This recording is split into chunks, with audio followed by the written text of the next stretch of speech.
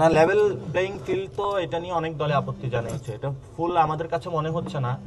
আর ইসির হাতে এখনো ক্ষমতাটা আসে নাই, মূলত আপনি ফুল এখনো ইসিকে বলতে পারবেন না। এবং বর্তমানে তো সরকারের কাছে যে বা জননিরাপত্তার জায়গা তো স্বরাষ্ট্র উপদেষ্টাই দেখছেন।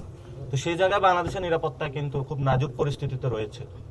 তো নিরাপত্তাটা ওনারা ডেভেলপমেন্ট করার চেষ্টা চালাচ্ছে, কিন্তু আমরা আশাবাদী যে আমরা একটা জায়গায় যাব। এবং তবে যাই কিছু হোক না কেন, এর মধ্যে কিন্তু আমাদের ইলেকশনে যেতে হবে, ইলেকশনটা দ্রুত। কারণ এখানে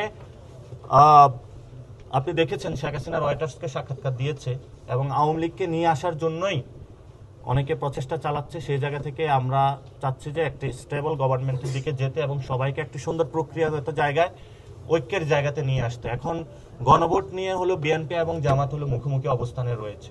আমরা দুই দলের কাছে আহ্বান রাখবো যে আপনাদের এই ধরনের যুদ্ধ নির্বাচনকে ব্যাহত করবে, নির্বাচন পিছিয়ে যাওয়ার সম্ভাবনা রয়েছে। এজন্য দুই দলকে আহ্বান জানাবো, নির্বাচন পিছিয়ে দেওয়ার চেষ্টা করবেন না। এই ধরনের গণভোটের সময়টা নিয়ে কুতর্ক থেকে আপনারা নিজেদেরকে এড়িয়ে চলুন।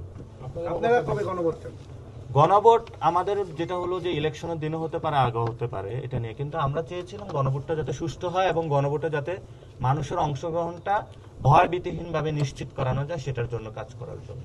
কারণ গণভোট আপনি আগে দিল যে উপকারিতা, গণভোট ওই ইলেকশনের দিন দিল একই উপকারিতা। কিন্তু এখানে কথা হয়ে থাকে যে গণভোটটা আগে হলে মানুষের মধ্যে একটা উদ্দীপনা, সংস্কার নিয়ে কাজ করবে, প্রচার প্রচারণা বেশি করতে পারবে, সেটার একটা পজিটিভ দিক রয়েছে। কিন্তু আমরা এখানে ফ্লেক্সিবল। গণভোট ওই দিনও হলো যে ফলাফল আসবে, আগে হলো একই ফলাফল আসবে। ফলত যে ফলাফল একই, সেটা নিয়ে কেন দুই দল মারামারি করবে বা আমরা মারামারিতে অবতীর্ণ হবে, এটার কোনো যৌক্তিকতা নেই। ধন্যবাদ সকলকে। আসসালামু আলাইকুম।